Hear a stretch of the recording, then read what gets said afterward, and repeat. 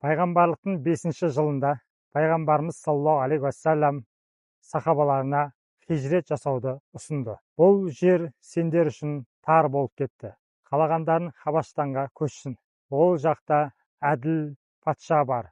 Ешкім сендерге Аллаға құлшылық етуге кедергі келтірмейді, деді. Аллаға ашық шақыру басталғалы небәрі көп уақыт өтпесе де, бірақ сол уақыттың ішінде мұсылмандар көрген қысым мен азап адам төзгісіз деңгейге жетті.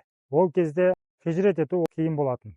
Қазіргідей транспорт, байланыс құралдары, банктік аударымдар жоқ. Ол кезде тіпті көрші қалаға көшудің өзі адамның әлеуметтік жағдайына ауыр соққы болатын.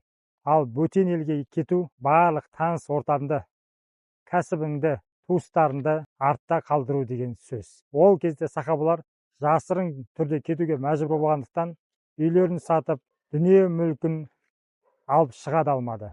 Кеше ғана дәулетті болған адамдар бір күн ішінде ештеңесіз қалды. Бірақ олар байлық үшін емес, билік үшін емес, тек қана бір себеппен хижрет еткен еді. Олар тек Аллаға еш кедергісіз, қиындықсыз құлшылық етуді қалады.